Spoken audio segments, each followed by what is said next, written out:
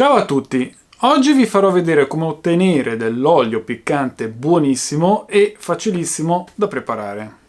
Abbiamo bisogno dell'olio d'oliva di qualità e logicamente dei peperoncini, quelli che più vi piacciono. Io però vi consiglio della specie chinense, quindi habanero, Carolina Reaper e tutti quelli lì insomma. Qua vi lascio il video tutorial su come seccare i peperoncini correttamente. Ma perché lo facciamo con i peperoncini secchi e non con i peperoncini freschi? Per evitare il botulino.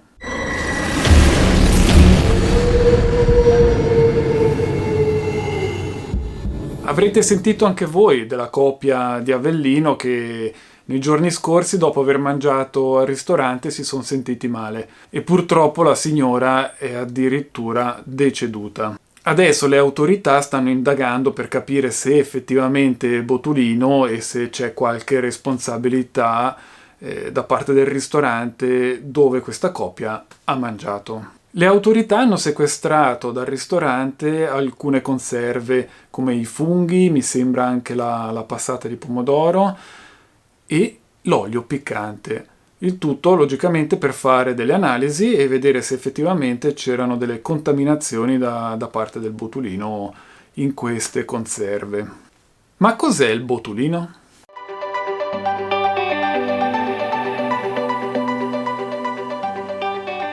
Il botulino è un microrganismo che vive sul terreno, nell'acqua e quindi ce lo ritroviamo nei nostri vegetali, nei nostri ortaggi. Questo microrganismo può causare una malattia che in certi casi purtroppo porta anche alla morte. Questi microrganismi hanno un sistema di difesa eccezionale. Quando le condizioni sono avverse, loro si richiudono in una specie di capsula estremamente protettiva e resistente e stanno lì in attesa che le condizioni ambientali siano più ospitali per loro.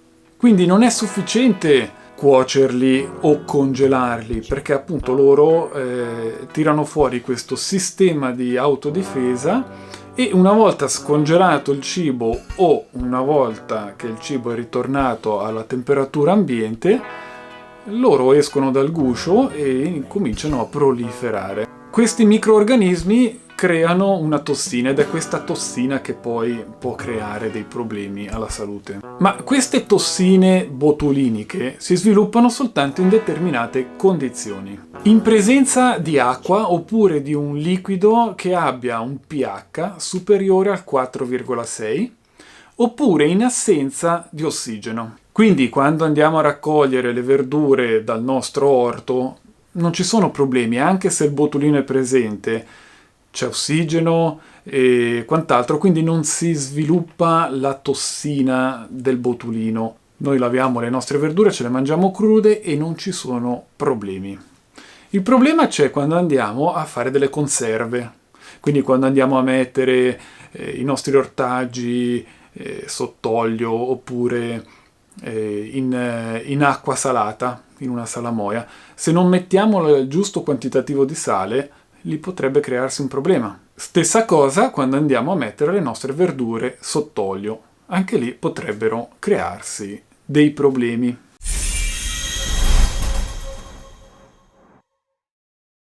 Generalmente le conserve acquistate al supermercato sono sicure perché l'industria ha tutto un sistema standardizzato specifico proprio per evitare queste problematiche. Però anche lì la certezza assoluta al 100% non ce l'abbiamo.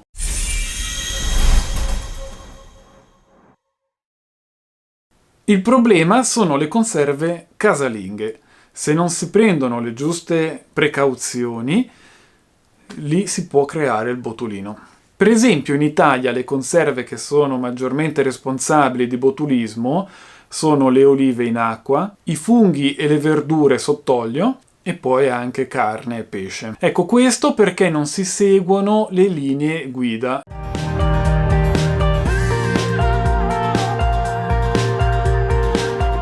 Le linee guida dicono chiaramente che bisogna acidificare il liquido dove stanno le verdure, i funghi e quant'altro. Oppure mettere un certo quantitativo di sale, e non si può scendere sotto questo quantitativo, bisogna seguire le linee guida. Per esempio, le olive e tutti quegli ortaggi che vogliamo mettere in salamoia senza fermentazione, dobbiamo mettere 100 grammi di sale per ogni litro d'acqua.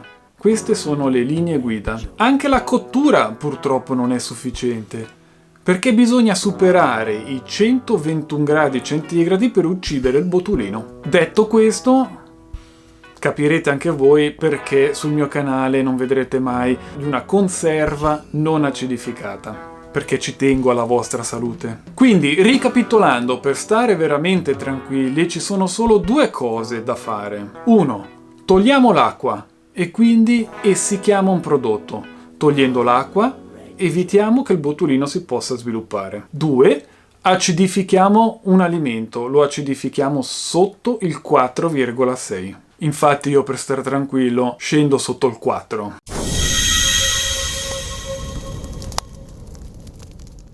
Quindi, per fare l'olio piccante e non correre il rischio di venire intossicati dal botulino, l'unica cosa da fare è essiccare il peperoncino, e vi assicuro che se seguite le indicazioni di questo video, l'aroma del peperoncino rimarrà intatto e quindi otterrete un olio buonissimo.